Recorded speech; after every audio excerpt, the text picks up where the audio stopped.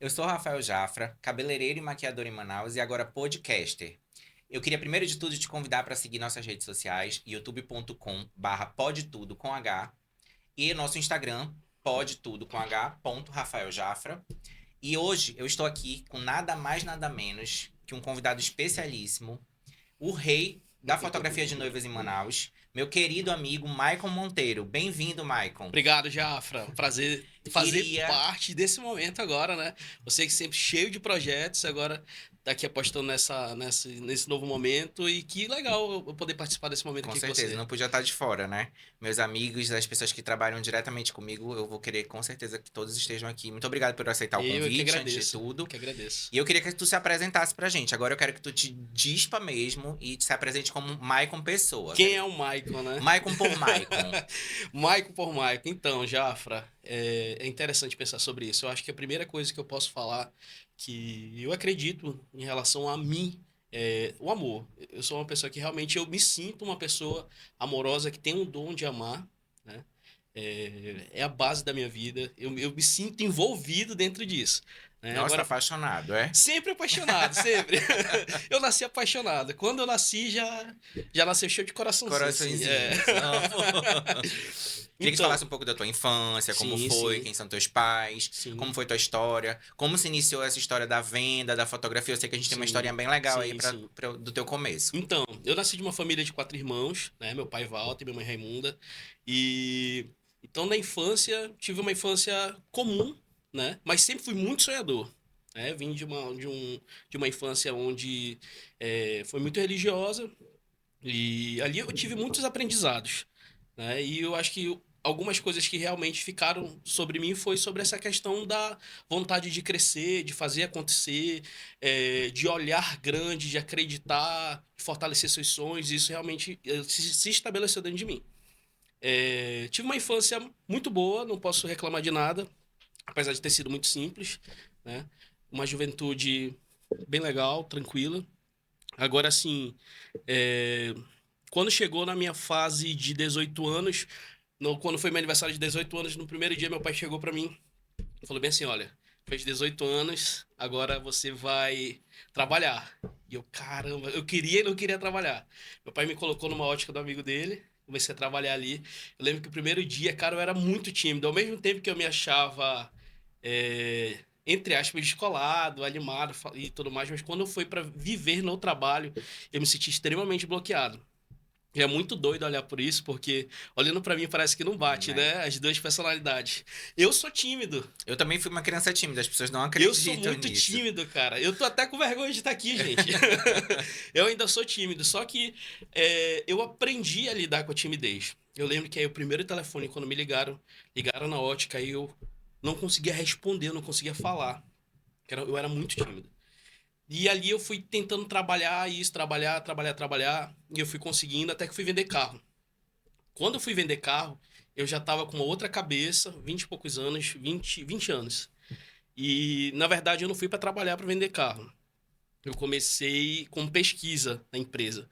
Fazendo pesquisa e tudo mais, e eu vendo as pessoas trabalharem, vendendo carro, eu falei, cara, esse pessoal ganha bem, eu acho que eu quero viver isso. E aí eu pedi uma oportunidade do dono. Falei, olha, se eu me der uma oportunidade, me dê um mês, que eu vou tentar aprender a vender carro. Eu não tinha CNH, nunca tinha dirigido um carro, não tinha nem ideia como é que funcionava aquilo. Aí ele falou, eu vou te dar essa oportunidade. Naquela época eu não tinha PDF, nada disso, peguei uma apostila, comecei a ler. E aí depois, quando comecei a vender o carro, tinha só escrito assim, eu falava, olha, isso daqui tem um para-brisa, Ar-condicionado. um ar-condicionado. Aí, em resumo, eu olhava para ele e falava, olha, eu não sei vender muito, mas vou fazer de tudo para vender esse carro pro senhor. Aí, em resumo, vendi, consegui, virei vendedor. E assim, dentro disso, na venda de carros, eu fui aprendendo muito sobre técnicas de venda, sobre relacionamento com o cliente, a forma de lidar, objeções, né? E isso me ajudou demais. Aí, até aí, ok. Sempre eu gostei muito de viajar. Então, eu tive minhas férias, fui viajar, passei um mês fazendo mochilão, que aí eu já podia, que eu tava vendendo carro, então eu Aham. tava vivendo um pouquinho melhor. Quando eu voltei, eu fui despedido. Ganhei esse brinde. E dali eu não sabia mais o que fazer, porque, assim, eu tentei 2 anos currículo em todos os locais e eu não consegui emprego de jeito nenhum, cara, de jeito nenhum. Aí a minha irmã se casou, e no casamento da minha irmã, a gente tinha uma cybershot e eu comecei a fotografar. Só que aí, minha irmã entrando, eu mandava ela parar, fotografava, aí depois fotografava meu pai chorando, aí peguei a mão dela, aquelas coisas bem clichês, sabe? Uhum. Só que aí todo mundo achou tão bonito da família, rapaz, eu acho que tu poderia ser fotógrafo, tu tem o dom, Maico. Eu Já achei tinha um senso interessante. estético ali, já tinha uma noção do que tu precisava registrar. E eu nem sabia disso, cara. Eu vim perceber isso depois. E aí isso ficou na minha cabeça. Aí passou um bom tempo, um dia eu tava na casa do meu cunhado e falou: Cunhado, por que você não trabalha com fotografia? Falei, cara, eu não tenho condições. É um negócio muito caro, eu não sei nem pra onde vai. Enfim, isso não dá pra mim agora. E aí foi muito interessante, cara, porque essa ida na casa da minha irmã foi o dia que eu tava assim, emocionalmente, sabe, destruído, porque fazia 2 anos. Eu tive uma adolescência depois da parte e na parte de jovem que eu fiquei financeiramente bem. Naquela época, pra mim, eu ganhava bem, estando sozinho. E de repente eu voltei a estaca zero por 2 anos. Então não tinha dinheiro nem pra enviar um currículo na Lan House. E, e aí, assim, eu fiquei muito ruim, cara. E naquele dia, eu lembro que depois eu fui na casa do amigo meu. A mãe do amigo meu olhou pra mim e falou bem assim: Michael, é o seguinte, eu senti no meu coração que a tua vida vai mudar segunda-feira. Deus falou pra mim que tua vida vai mudar segunda-feira. E aí eu, amém. Vamos acreditar nisso. Na segunda-feira, a Giane, a mãe de uma grande amiga minha, ligou pra mim e perguntou: Mike, tá tudo bem contigo? Eu falei: Não, Giane, não tá tudo bem. Eu não consigo emprego, as coisas não estão acontecendo. E eu preciso de uma ajuda. Preciso comprar uma câmera. Ela, quanto é? É tanto. Vem aqui que eu vou emprestar pra você. No mesmo dia eu comprei a câmera, na segunda-feira. E quando eu comprei essa câmera, ele falou bem assim: a tua vida nunca mais vai ser a mesma, Michael. Tua vida vai mudar completamente. Você tem um dom pra isso. E você vai crescer, você vai mudar. E você vai ver o que vai acontecer na tua vida. Cara, eu lembro que eu peguei aquela câmera e eu fiquei extasiado, pensando: caramba, eu vou mudar minha vida só com isso aqui. E assim, foi muito engraçado, porque quando eu cheguei em casa, a gente tinha uma referência de fotógrafo próximo da família, que era fotógrafo, fotografava a gente há muito tempo. E, e assim, financeiramente não era legal, né? E assim, eu tive muitas objeções com a minha família, porque minha mãe falava assim: tu não vai ganhar dinheiro com isso, tu ganhava dinheiro, como é que agora tu vai ficar fotografando em escola? Como é que tu vai ganhar dinheiro com isso, meu filho? E minha irmã: mãe, não é assim, o mercado tá mudando, tem espaço, e a minha mãe não aceitava de jeito nenhum. Beleza. E aí eu fui fazendo trabalhos pequenos, comecei a fotografar em pizzaria, comecei a fotografar reuniãozinha de família, e aí eu cobrava um valor simbólico, fotografava. Só que eu sempre fui muito marqueteiro. Começou as redes sociais, começou meu Facebook, ao fotografar aniversário infantil. Faltam 3 dias para o super aniversário infantil de fulano. E aí as pessoas começaram a me seguir no Facebook. E aí eu usava isso a meu favor. Marqueteiro. E todas essas técnicas de venda que você aprendeu, que eu aprendi você ali na continua venda de usando, casa, eu inclusive continuei até usando. hoje. E até hoje, Com justamente. certeza. Eu falo para os meus clientes, se você for com o Marco, você não sai de lá sem fechar. Porque ele derruba telefone. E aí eu comecei a usar isso a meu favor, Jafra. E aí eu lembro que as pessoas começaram a me olhar. Por mais que meu trabalho ainda fosse muito simples, fosse muito limitado, mas eu já tinha um diferencial. Eu conseguia chamar a atenção das pessoas por alguns fatores. Primeiro, o feedback dos meus clientes sempre era muito legal. Meus clientes escreviam nas DMs, se escreviam nos comentários dizendo que tinha sido uma experiência muito legal, que eles tinham gostado da forma que eu tinha tratado eles. Então, assim, tudo isso ia criando uma expectativa nas próximas pessoas que vinham. Então, dali eu fui crescendo assim minimamente. Né? E eu olhava para o mercado em Manaus e meu sonho um dia era fazer no Diamond, do Silas. Era uma coisa assim, era tipo a Disney da minha vida. Um dia seria pisar no Diamond e fotografar Mas um o quanto casamento. é importante a gente jogar essas coisas pro universo, né? Eu até falei Sim. isso no meu primeiro podcast, em que a Adeline me entrevistou, que eu criei desejos e vontades, Sim. eu joguei isso pro universo, que eu tinha pessoas específicas que eu queria atender. Sim. Que pra mim, se eu atendesse aquelas pessoas, eu teria chegado no topo. Sim. E a gente projeta pro universo, acontece exatamente daquela Isso. forma. Você eu precisa atendi ter todas essas pessoas, Exato. eu consegui conquistar tudo que eu quis conquistar, Sim. simplesmente por canalizar toda essa energia pra isso. Eu concordo contigo, porque assim, se hoje quando as pessoas me perguntam: Michael, mas como que tu fez essa caminhada? Eu sempre falo: eu sonho muito. Eu tô hoje aqui sonhando contigo, Jafra, eu acredito que depois você pode estar muito além disso aqui, você pode estar de repente com um canal brasileiro, né? E depois depois Jafra pode estar na GNT, gente. Né? Então assim, é essa perspectiva de acreditar e de sonhar. É lógico que a gente passa por momentos que parece que isso dá uma baixada, mas quando a gente tem isso nato dentro da gente, esse despertar, essa vontade de crescer, de sonhar, de fazer E quando a acontecer. gente ama o que a gente faz, eu acho que isso é o mais Exato, importante, porque não exato, tem nada que faça a gente estremecer no meio do caminho. Quando a gente exato. realmente gosta do que a gente tá fazendo e a gente acredita no que a gente faz. Sim, Eu sim, acho que isso é de suma importância para que a gente não desista realmente, porque momentos ruins vão ter para todo mundo, sim, né?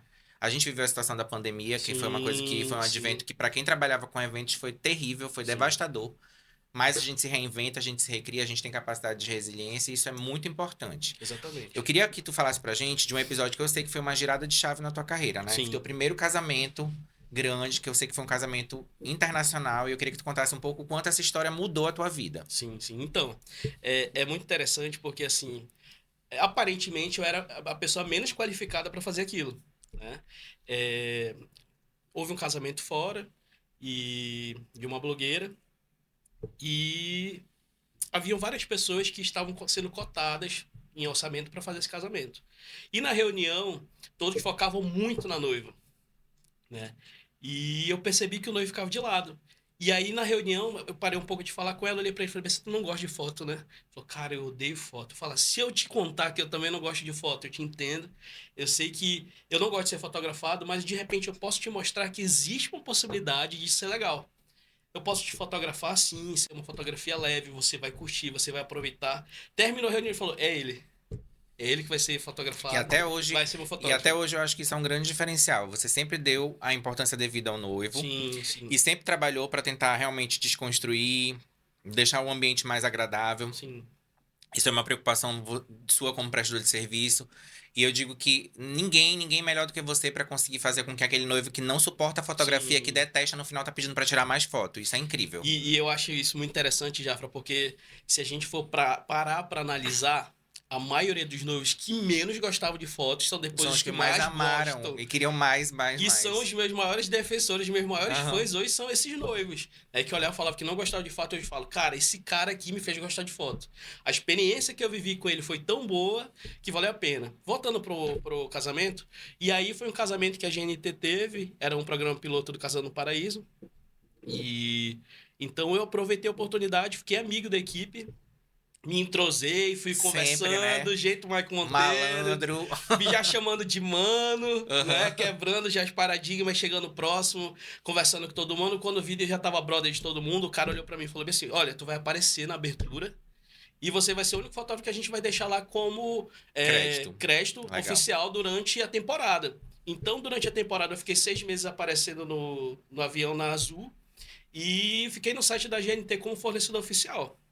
Então, dali foi da onde que eu comecei a ter a ponte para clientes fora de Manaus nos chamarem. Então, a gente começou a ter experiências com outros estados, com outras clientes que já não eram mais aqui de Manaus. E aí foi uma experiência muito diferente, porque isso foi quando eu entendi que eu tinha conseguido, de fato, alcançar um outro público, né? Que eu já não estava só na cidade. Acho que as pessoas já estavam começando a olhar com a gente com outro carinho, com mais carinho também. Então foi muito interessante. E dali foi quando eu percebi que realmente fui mais valorizado em Manaus.